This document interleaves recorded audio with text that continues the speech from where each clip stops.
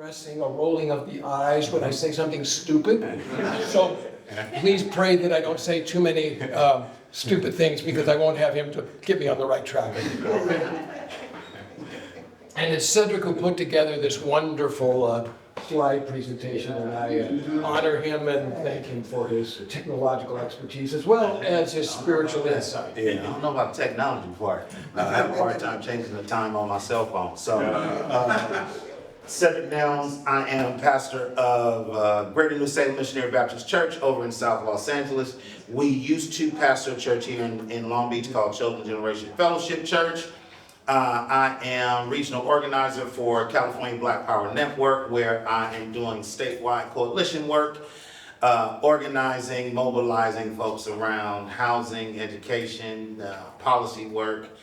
So those are the things that I do to keep the lights on, but I think the fun part is that I have been pastoring for the last, what did my wife tell me, going on the last 16 years. Probably like 16, 17 years have I been pastoring. And I have not lost a hair on my head since I've been pastoring. Take with that what you will, all right? So now, we want to get to know who's in the room. So if a few people can just pop out and say what your name is, your organization, church affiliation, what are your expectations for today, and how are you showing up in this space? Don't everybody speak at once. Yeah. It's usually the best looking person who goes first. We'll start from the back, all right? Joel, Lion Life Christian Fellowship. I'm here to learn from y'all, and I'm showing up excited. Nice. Wow. Nice. That's a coincidence, because we're here to learn from you. Exactly. Exactly. Larry Walker, Lion Life, and Free Methodist USA, and Exponential, and Expectations. Two of the pros are up there presenting to us, so I'm just here to learn, and I'm showing up expectant. Nice. Anybody else? We were just continue. So my name is John. I'm from Revive Church. My expectation is simply growth, and I'm showing up ready to learn. Nice. Susie Ferguson from Chicago, and we're here to learn. Is it true you could actually see a man dancing with his wife in Chicago? You know that song? Chicago, Chicago. No, She looked like that. No. I guess not. No. Yes. I'm Harry Stolzgaber from Grace Community Church in Steel Beach. I'm here to learn as well, and I expect every one of you to come to my session next. I like Pay it. back. And I take that for myself. Yeah, I'm Jesse. I'm here. This is my home church, Revive. I'm in this session because this is something, a topic I've had very limited exposure to. So I'm really excited to learn and maybe have some of my own thoughts challenged. Nice. Amber Tippett, Light Life Christian Fellowship. The phrase embody justice in the description just kind of stood out to me, so that's what I'm here. Nice. Tina Smith, Light and Light also. All right. And the reason I wanted to, this popped up for me was my son is just coming into his prophetic gifting, and I just want to learn more. Got you. My name is Jackson Hillhouse. I am with the Church Grace Long Beach and also part of Young Life in Long Beach. Expectations just to learn more. Yeah, see what God does. Nice. Randy Jones, I'm at Cornerstone Church Long Beach. Yeah. The title intrigued me big time, and I am looking forward to hearing from you guys. Yeah. Oh, Gregory Sanders, the Rock Christian Fellowship and Long Beach Ministers Alliance. And I think I'm just like a sponge today. Just want to absorb, as much as I can, and then just kind of share it. Yeah. So take it in and squeeze it out. Yeah. I'm looking forward to it. Good stuff. Cameron Warfield, Bethany Church. Yeah. I've heard conversations like this, but I was in Chicago for the last 8 years, so I just moved here last September, and so I kind of wanted to hear about these in the context of where we presently are, and what that means to us in this space. Gotcha. Gotcha. My name is Gabi Schmidt. I'm part of Fountain of Life Covenant Church on the west side of Long Beach. And I was very intrigued by the blurb here about the justice-centered witness on the one hand, but activism that becomes performative, reactive, and disconnected from our spiritual formation. So just really interested in that integration. No. Formation. Yeah. Connie Loggins, Fountain of Life Covenant Church, and west side of Long Beach, and that's actually what I do, is advocate on behalf of our community, and the title intrigued me, and also soul searching. Am I performing or am I truly God-centered? And I wanted to make sure it's God-centered, so looking forward to it. Nice. Joe Ginder, the Friends Church down at 9th and Atlantic in Long Beach. And I'm here because Gregory and I have a session about the time from everyone where you met. Fill your time somehow. Last minute cramps. I'm just here so I'm behind. I see who needs to be in the library in college trying to get it. I'm Brandon Rock from Grace Long Beach. Now I kind of just followed Jake here, but I'm excited to learn. I'm Jake Barnes from Bethany, and yeah, kind of like Pam said, I'm just curious what this looks like in Long Beach, and I also have the pleasure of working with Rob for a while, and Nice. would love to learn even more from you. Nice. And to our volunteer in the back, you gotta introduce yourself. Yeah, I'm Robbie. I also go to Grace Long Beach. I'm a longtime activist here in Long Beach, and so it's cool to hear some of this from a Christian perspective and from all the different people who are in this. Nice. All right, so due to time, me and Rob, we're gonna go through this real quick, but we're gonna have a lot of discussion pieces for you all as far as prompting questions for you all to deal with today. All right, so if you're taking notes, I'm sorry, I'm a pastor at heart. If you're taking notes, take out whatever it is you're gonna take notes on so you can do that. But we're gonna get through this and try to give you something to leave here with today as far as you talking about activism. So just to frame it, I think one of the things that we want to do to frame it, we want to explore the tension between prophetic witness versus performative activism. We want to name where Christian activism loses its soul. And then we want to see how we can reclaim a model rooted in faith, justice, strategy, and community. So that's kind of where we're going today. Our objective, we want to identify the pitfalls in Christian activism, distinguish between prophetic and performative engagement, reflect on their own approach to justice work, and apply a framework for faithful, justice-centered activism. So here's our opening reflection that we want you to deal with. And maybe you can do this in groups of twos, just real quick. I think the first question is, why do you engage in justice work? Is it because of a conviction? Is it because of a calling? Is it because of visibility or expectation? And then if no one ever saw your work, would you still do it? So team up with some folks. We'll give you, I don't know, maybe about a good, 2-3 minutes to kind of delve into that a little bit. If you got to do it in threes, that's fine too. But deal with these two questions as your opening reflection.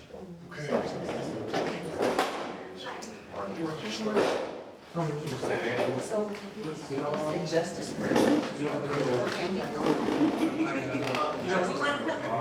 Sure. Come down. I've always been a weird ways, I've always been a sex law, I just didn't feel great. Like, man, it's just I just heard it, it's really now it's like I understand like the work you like that, it was those guys.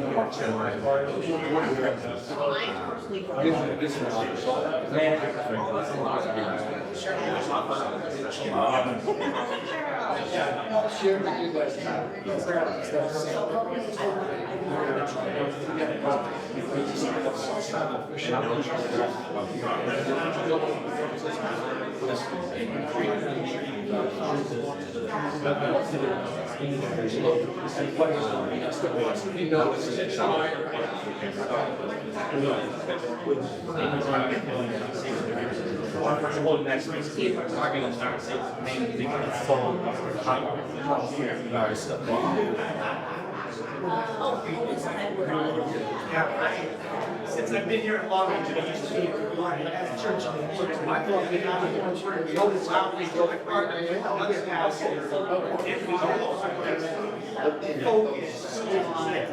on, you know, this house, like everyone's working especially with kids.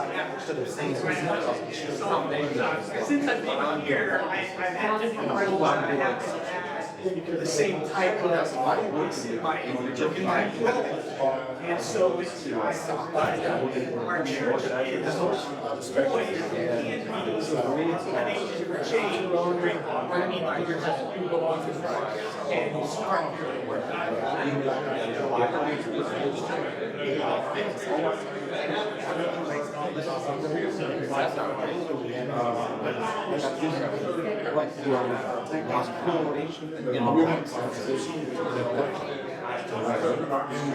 I would make it three. I just want to read that.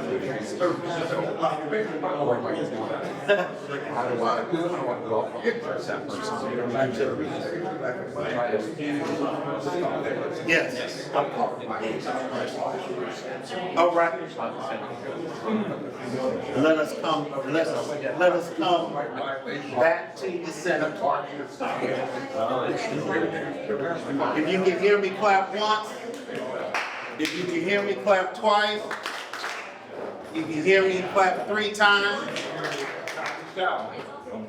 All right. So I hope that you all got something from that on why are you engaging in this justice work, and if no one ever saw you, would you still do it? Take that with you, because that's a reflection for yourself. A lot of times, as me and Ron were talking about, a lot of times when you do justice work, it's not the front page of the paper. It's not going on the front of the LA Times, the Daily Breeze, the Chicago Tribune, the Long Beach Press. It's not going on the front of those, but you're doing the work, but you got to figure out why you're doing it. As I've shared before, if you're doing it for visibility and for income, I've shared with young folks, this ain't the side of the tracks that you want to be on. All right? Because I don't live next door to LeBron James, neither does Rob. And sometimes the income fluctuates, but you do it because you know that it's either your conviction or it's your calling. And if it's for visibility or expectation, then you have to evaluate that for yourself. So let's get into this thing. What's profits versus performance, all right? And so when you do prophetic work, when you're doing this work from a prophetic perspective, it's rooted in truth. So last night I taught Bible study and we talked on truth. Truth is where we have to rest ourselves in the current state of affairs, because there's everything but truth that is flying around the airways and the TV ways and YouTube and whatnot. So prophetic work is rooted in truth, understanding that truth is the center.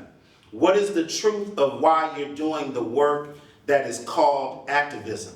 What is that truth? And prophetic truth is accountable to the community. You have to go back and answer to the community. The days are gone of when you put on your cape and say, I'm taking Jesus to West Long Beach. Who's to say Jesus was not already in West Long Beach? Jesus was already working there before you ever thought about working there. So when you talk about prophetic Christian activism, you got to be accountable to the community, which means that you don't do anything in a silo. Everything that you do, you got to go back and be sure that you share that with the community. If we are fighting for food deserts, and you have a communication to wherein you are able to be at the table and have a discussion about how grocery stores or those that are coming from urban gardens are able to supply the food in that community, don't take that for yourself. Go back to the community and say, we, not I, we secured X, Y, and Z. You got to be accountable to the community. The other thing is, it's a long-term commitment. If you're the microwave person, Don't get into community organizing and activism, please. It's a marathon. That's why I haven't run one. I get bored, you know what I'm saying? I thought you didn't want to show up.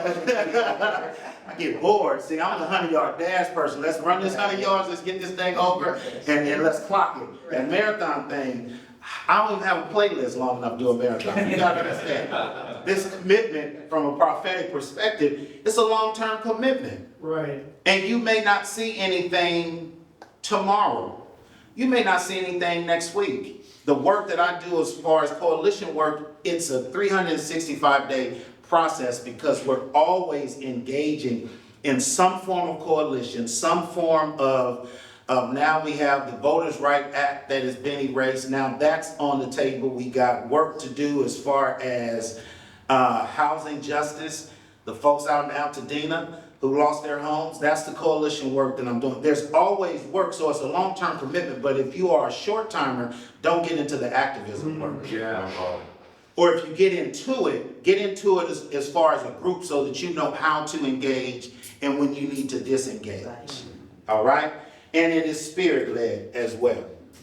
Always keep Christ at the center of what it is that you're doing from a prophetic perspective. Performative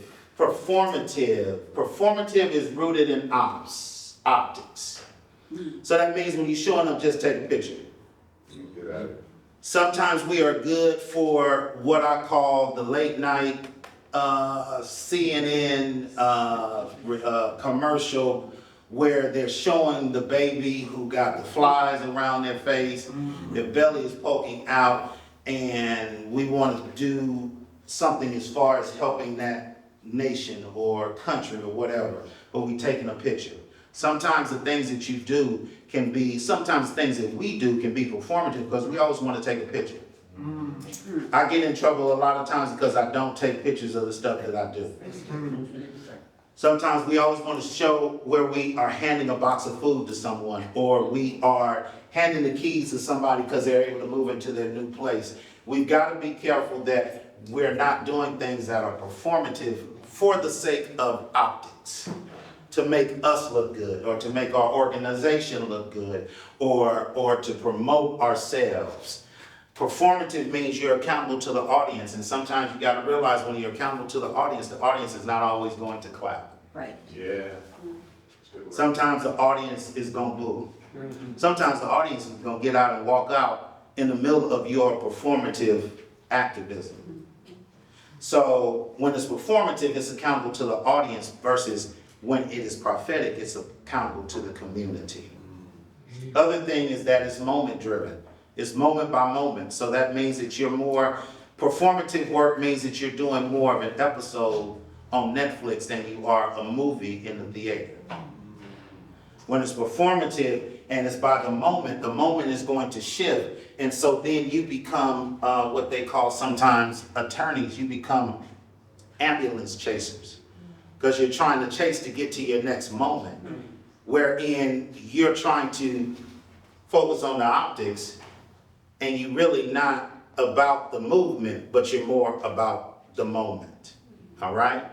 And then the other thing is that it's trend-led. We've got a lot of trends. You can look at Instagram, you can look at Facebook, you can look at Twitter, you can look at TikToks. There's trends all over the place. So true. Performative means that it's trend-led. So that means if everybody is building houses, you want to go out and build houses. I had a conversation the other day. I was in a training the other day with Pastor Eddie Anderson, who's a pastor of McCarthy Memorial over on Adams in the Crenshaw Adams district. And they were asked, why did he start doing the work of doing in urban gardens instead of doing housing? And if you know anything about Los Angeles, how LA is laid out, that area needs some housing. But he also found out that the people were upset because they had no grocery stores. Sometimes when our activism, we got to listen to the people. Because it goes back to the scriptures where if a man is cold but you want to feed him, you're not meeting that person's needs. You got to meet the person's needs and not deal with the trend, because sometimes the trends don't match with what the community actually needs. Robinson. Next. By the way, on being accountable, not being accountable to the audience, Lao Tse, the Chinese philosopher, once said you can judge the quality of a person's character by the quality of the people who hate them. Jesus had the right enemies. Jesus was hated by the right people. Yes. So you can't play to the crowd. You can't play for popularity. And then rooted in optics, I shared this with Cedric, a true saint that I admired greatly. I once asked, so what are the spiritual disciplines that formed the person you are? And I thought he might say, well, I fast, or I spend 2 weeks every year in a hermitage. You know what he said? Every week, I try to do something that costs me dearly, that truly helps someone else, and no one but God will know it's I who did that. And I guarantee you, if you start to do that, what you'll first find out is how much you hate doing that. And you're almost praying, oh God, let me do this unnoticed, but do it sloppy so somebody does end up noticing. Because I love being admired. And it kind of helps kill off the old person. It's a way to take that person to the cross, that Christ might live in us. Hope of glory. Luke 4:18, this is preached to the choir. You all know this text. This is nothing unfamiliar to you. The Spirit of the Lord is on me because he has anointed me to proclaim good news to the poor.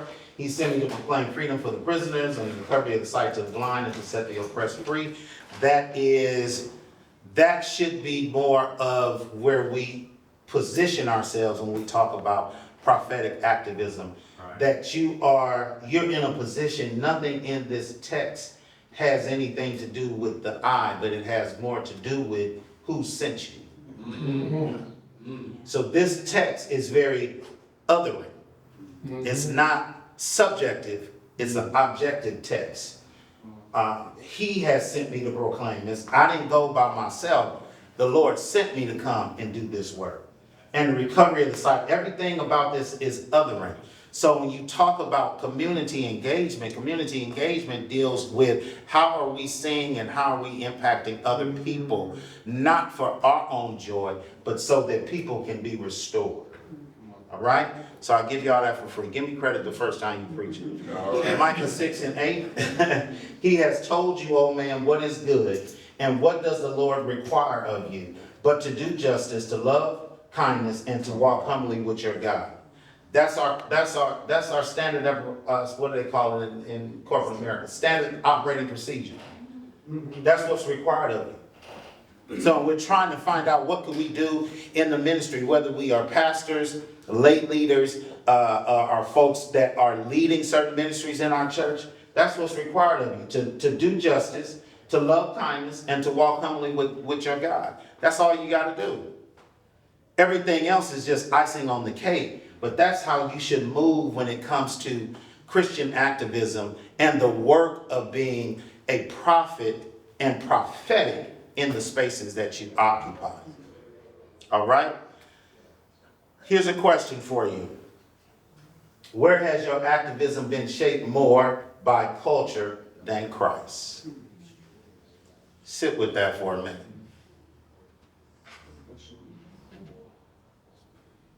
Where has your activism been shaped more by culture than by Christ?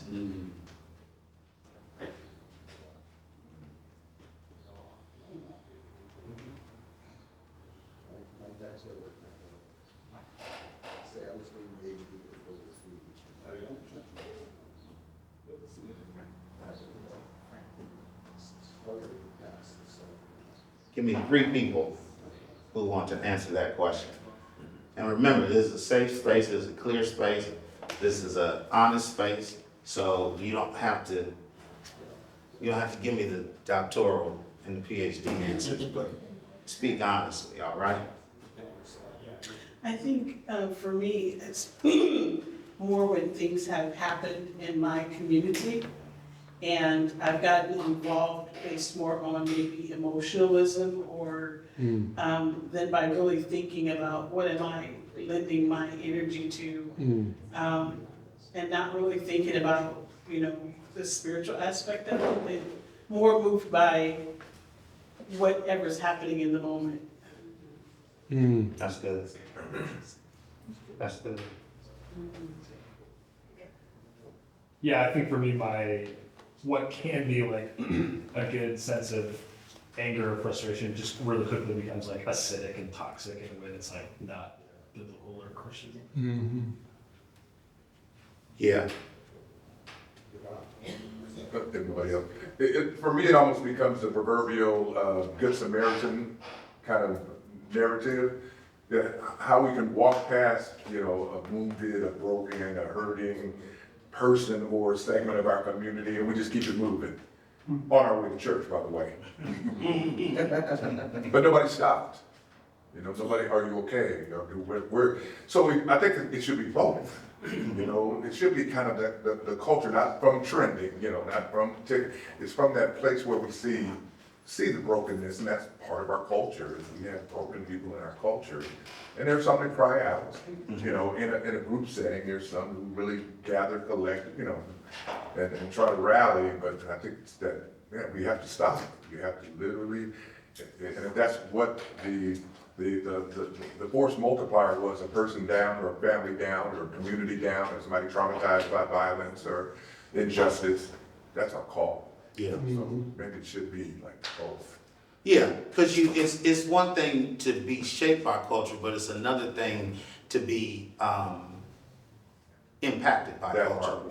You know what I'm saying? So when you do the work of advocacy and social justice and activism, you got to know what's going on in culture. You got to have your finger on the pulse of what's going on. But as Rob and I talked as we were, working on how we were going to design this workshop, you also got to find, and this is something that I commonly say, and some people said I need to get it copywritten or whatever, you got to find your lane and stay in your lane. Come on. Understanding that in Los Angeles and in our world, there's a whole lot of stuff we can attach ourselves to. But is that the best place for your time, your talents, and your treasures? Or does God want you to be someplace else? And I use this story quite often. I got a dear friend who is a good dude. He's a family man. His wife, my wife, we've been connected. Our wives have been connected. And then he and I got connected because of our wives. Formerly incarcerated individual. He came to me, this was pre-pandemic. He said, I want to pull you in to do some work as far as our reentry individuals, those who have been incarcerated. He said, I want us to go into the prisons and teach Bible study and do all that. I said, dude, that's a great idea. I said, but that ain't me. He said, well, what you mean? I said, dude, that ain't me. I've never been incarcerated before. I don't speak the language. And I don't like the sounds of how they close themselves like that. I don't like that. I said, but here's the deal. My work is, I want to get them before they get to prison. And if they get there, then they got you on the other side. So let's team and do that work. Right. That's how you stay in your lane. If you don't understand transitional age youth, don't get into transitional age youth advocacy because you don't have the bandwidth for that. If it's feeding, deal with feeding. Is it unhoused individuals? Deal with the unhoused individuals. So don't be shaped by culture, but you got to be impacted by culture. Because I pass by too many churches where I see unhoused individuals sleeping on the front steps of the church. So how do we deal with that? How do we deal with human trafficking in our community? Where our church is in South Los Angeles, I'm one block over from Figueroa, where there's a whole lot of people selling their bodies for profit. I got to figure out how do we engage with that as a church body, but how do I engage with it and maybe pull some other people into that work that's already doing it so that I don't have to lift it myself. So when Cedric was talking about staying in our lane, I think that's an exposition on the latter part of Micah 6:5, which is to walk humbly with our God. And that means that when we see that something should happen, it doesn't mean that we're the ones who are supposed to make it happen, because we are not unlimited. And we have to let God call the shots and do what is ours to do, because it's enough for us to do that well, right? Yeah. And usually we have overblown expectations for ourselves because of our ego. Ouch. Ouch, yeah, huh, yeah. So performative activism, we'll revisit that. What happens when activism loses its soul? Visibility replaces impact. You want to be seen more than you want to make an imprint, all right? Urgency replaces strategy. You got to strategize about this. And it can't just be a reactionary. Sometimes we react. We want to, if folks are hungry, we want to give them a box of food, which is fine. But I live under the principle of, and I thought it was mine until I found out that Bishop Chip Murray came up with it first, and now I can't take credit. I told the whole house, Daddy came up with this, go out and sell it into the world. But you give a man a fish, you feed him for the day. You teach him how to fish, you feed him for a lifetime. But Bishop Murray said, you got to teach people how to own the pond. So sometimes the strategy is, how do we get people how to own the pond so I'm not always feeding you, but you can feed yourself. Platforms replace people. We love platforms. How many pastors we got in here? Come on. Be honest with yourself. We love platforms. Ain't nobody raising their hand with me and Rob. That ain't right. I know some of y'all are pastors in here, and that's okay. We'll talk after this thing. Platforms replace people. So we want to be on the platform, but we don't want to engage with the people. All right? Activism is people focused, not platform focused. That's good. Emotions replace formation. A lot of times in the work of advocacy and social justice, can I tell you something, and I want you to write this down, you will get your feelings hurt. You're going to get your feelings hurt. But this is not the education that my parents paid for, but I'm going to say it this way, it ain't personal. It ain't personal. So emotions replaces formations. We got to be sure that we're forming something and we keep emotions to a minimum. I won't say that you don't have emotions. You're not robotic, but you got to keep it to a minimum. All right? Let's see. We'll come back to this because I want to give you guys something to walk away with. So we'll come back to that. Or better yet, write those questions down for yourself so you can answer them. Let me interject. Go ahead, Rob. Is your work with the community or about the community? Have we confused visibility with obedience? Go ahead, Rob. So you're going to experience some hard feelings, some unpleasant feelings, and then, dear sister, I so appreciate your vulnerability. You're going to have to deny yourself some good feelings. You know, you run into somebody that's actually an obstacle for the accomplishment of justice, and you want to slam them, right? You want to fault find with them. But if we think that people are entirely bad because they have the wrong ideas, we can't reach them, right? So you have to believe that God has been working on them ahead of time and appeal to what God has already done in them. It might be not too much, but it's a mustard seed can move a mountain with enough other mustard seeds there. So you try to believe in people. You know, the Reverend Dr. Martin Luther King always did that. The whole principle behind nonviolent suffering and sacrifice of oneself was that would stir up in someone shame, appropriate shame, and appropriate connectedness with something that's very godlike in them still. So I just wanted to interject that. Good point. Good point. So we got some case study examples. Case study examples are, we got social media activists. There's a whole lot of people that are keyboard justice fighters, that post things on Instagram. I mean, if you look at their keyboards, it's fiery, right? But they just doing social media activism. When we protest downtown, you can't find them. When George Floyd was murdered, you couldn't find them. But they are social media activists, and they posting, and they're doing the whole thing. Instagram, TikTok, all of that, Facebook. We got to get out here and do something, but you never get out from behind the keyboard. Other one is, I don't mean to step on no toes, churches that talk but don't move. So we have a lot of churches that do a lot of talking, but we ain't doing no moving.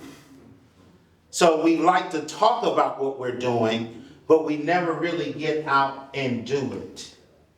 So how do we change that? The other one is burned out activists. Those are the activists that are just tired. They fly from here to St. Louis to Chicago to New York to Austin, Texas, and they're burned out because activism, and I'm telling you something, not that what I read in a book, it's what I'm living. Activism is a 24/7 occupation. I get text messages at 10 o'clock at night just like I do at 10 a.m. I'm answering my phone on Sunday mornings before I take the pulpit to deal with situations. It's 7 days a week. So yes, you do get burned out, but then you have to find out, how do you use your hands to put your hands on the plow? Where can you help out? Where can you support? 3 critical gaps in Christian activism is justice without relationship. We can be justice fighters, but we gotta have relationship. One of the things that I say is, I'm like Batman. Batman loved Gotham. Batman wanted to give his life to Gotham, but Gotham didn't love Batman back. But Batman had relationships with the chief. He had relationships with different people in Gotham. Justice fighting without relationship, you're just out here stimulating yourself. You got to build relationships in this process. And it's justice without strategy. You always got to have a strategy. You always got to have an end game. You always got to know where your cutoff point is. Are we trying to call local politicians to the table to say that they will stand with you and your action? Or is it that you want to get an assembly bill or be a part of an assembly bill that sets policy? Or is it that you just want to be sure that the ground you want to build the urban garden in is not toxic ground? I know Steve Richardson in the back does a lot of stuff as far as housing justice and real estate. How do you have a strategy for, we want to buy the whole block? And we want to put people in housing that need to get back on their feet. What's the strategy for that? Is it 2 houses? Is it 10? Justice without spiritual formation. You got to have spiritual formation. If this is not a God thing, then maybe you should not be doing it. Because God's got to be in it. God has to spiritually form you, but then you also have to have some spiritual formation to know when to unplug and take a step back and get yourself recharged, re-energized. Who is your pastor? If you're a pastor, who's your pastor? If it's not your pastor, then who is your person that you got to go to? Who's your counselor? Who can you stretch out on the couch and say, I have these things going on? Because we can't have you out in the field doing activism and you're not fully healed and you are wounded and we're not triaging you. Amen. All right? So here we go. Here's a new framework. Faithful activism.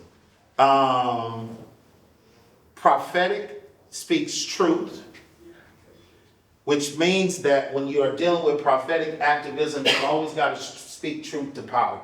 Even when you know that you're coming up against something that is more powerful than you. You got to speak truth to it. That's why if you go back to our previous slides, it's not healthy for you to be into the optics, because sometimes you'll be taking pictures with people that you got to sit across the table from and challenge them to do something that they don't want to do. Yeah. I'm okay with politicians. I have politicians that are friends, but there's going to come a time when I'm going to demand from you what you should be doing, because we put you in that seat, and voters and their incomes are paying for you to be in that position. So we can be friends, but when we cross these lines, we're not friends. Here, I'm going to give you something from organizing. There are no permanent enemies. There's no permanent friends, permanent issues. The issue is what's at hand. Now, we can be friends, but at this current moment, the issue is what we're discussing. So you may not like me, and that's all right. This summer we'll have you over to the house, we'll have some barbecue, and you have some brisket, and we'll be okay. But right now, I'm fighting because our community is being hurt and harmed. Relational, it's rooted in community. Everything is about community. Everything. Everything is about belonging, everything is about othering, everything is about community. It's about being relational. If you don't have your hands on the pulse of the community, then I don't know if you're really doing activism work. You're acting. That's the difference between prophetic and performative. Strategic, it builds power. It builds power. So one of the things that I worked on at a previous organization, just real quick, I worked at an organization where we were doing educational equity, and we found out that just about every school district has a Black Student Achievement Plan, but the Black Student Achievement Plans are huge and humongous. We wanted to break that down to find out what was the core issue that was happening with Black students: literacy. The literacy rate for Black students across the board, whether you're in Long Beach, whether you're in Compton, whether you're in LAUSD, whether you're in Antelope Valley, is low. So we came back and we attacked the Literacy is Life plan. It was strategic. What we wanted to do, we wanted to address and say literacy was a problem. We wanted to say, well, you need to take some of the funds from the Black Student Achievement Plan that you have part of your district and put that specifically focused on literacy. That's a strategic plan that we had, and it built power because it caused discussions to start happening to where now when you see it, whether you're in Long Beach, whether you're in LA, they are now focused on what? Literacy. Never made the front of the paper. I told mother about it. She said, I didn't hear anything about it. I said, you won't hear anything about it because we're doing activism work, and so it ain't about me. It's about what? Impacting the community. Spiritual is grounded in formation. It's got to be grounded in formation. It's got to be grounded in something bigger than you. That's why we gave you the text, Luke 4:18, Micah 6:8. It's got to be grounded in formation because that's what's going to sustain you. That's the anchor. Because when you get out here in these streets, you're going to hear a lot of things, you're going to see a lot of things, and it's going to hurt your spirit. So you always got to be able to come back to some form of grounding. Where's your center? Go ahead, Rob. Yeah, we're almost out of time. I want to tell a story. I'm going to make no commentary. I'm just going to tell you this story. It happened 50 years ago at the Passionist Retreat Center in Sierra Madre, just above Pasadena. There's a big crowd of us in their big worship space. And we were being exhorted to this work of justice and that work of justice. And not only to do justice right, but to do the justice issue, carry out the justice activism we should, but to do it in the right spirit. And it just kept coming and coming. And you could just feel it in all of us. We're just feeling weighed down by the heaviness of the call and the demand and the perfection that was being expected of us. And then it was probably 250 of us, maybe 200, in that room. And it was like this heaviness and this silence. And all of a sudden, this one guy, he looked like a lumberjack to me. He had a big red beard, a flannel shirt, and he stood up and he started singing, "Did we in our own strength confide? Our striving would be losing. We're not the right man on our side, the man of God's own choosing." And people soon realize this is the mighty fortress, this is our God, and they start singing it. Just ask who that may be. Christ Jesus is his name. From age to age, the same. So he is our hope. This is too much for any of us to do. We each have a little bit to do. But you know what? One snowflake gets crushed by a tire, but enough snowflakes can stop Manhattan traffic. Yeah. So let's just be, the weight of my life is the weight of a feather, but I want it to rest on the side of justice and outweigh injustice. And that's what we're all called to do, our vocare. It's good done, man. Yeah. Thank you, Rob. These are 3 questions. Take a picture, write them down if you have to. And then we're going to do a final thought, which ties in with exactly what Rob just said. So take a picture of these 3. If you want the slideshow or whatever, then you can, get with me offline and get with Rob, and we'll send it to you. Everything's on film. And then it's everything on film. Outstanding. There you have it. Here's your final thought. God is not calling us to be visible. God is calling us to be faithful. Be faithful. All right? And at the right time, God will reflect the work that you're doing, because the work will not be about you, but it'll be for the kingdom. All right? So do we want to kind of extend our time as much as we can and ask people to share? Yeah, if you got any questions before they kick comments? us out? Any comments? Mini sermons? Any questions, any comments, anything like that? I think we probably got 2 or 3 minutes before the next class. 2 minutes, yes ma'am. Thank you. Okay, 2-minute offense. 2 minutes. Any questions, any comments? sometimes I have conflict when I'm seeking to quote unquote do justice, because it almost contradicts this, the understanding that we're to trust God. Sometimes it just seems like it's a fine line between engaging in that and allowing God to be God, allowing Him to seek, He said, vengeance is mine. You don't need to seek your own justice. So sometimes I struggle with that. I get that. Let me just share something that helps me with that very issue, dear sister. God doesn't need my help. He wants to collaborate with me, even though collaborating with me means that things will go slower and not as well as if he did it all himself. So my dad was a very handy man, and he was trying to teach me to be handy. I have no capacity to be handy, okay? And I'd slow him down. So I'd help him fix a broken toilet by handing him a screwdriver he could reach for himself out of the toolbox and yelling down the hall to Mom to not flush the other toilet in the house. And then at the end of it, I'd say, hey, God and I did that. I think my contribution amounts to that much. Augustine once said, without God we cannot, but without us God will not. But God only needs a next to none. I'll just say, here I am, I don't have much, but all I got. So by the way, my hero in the Bible is the little boy who gave his brown bag sack lunch to Jesus and only had a couple of sardines and a few scraps of bread. That's my contribution, but I gotta make it or it doesn't happen. That's good stuff. Good stuff. Good stuff. If you guys want to connect with me or Rob, see us after this. I think the next class is here to do their thing, but we'll be floating around today, so.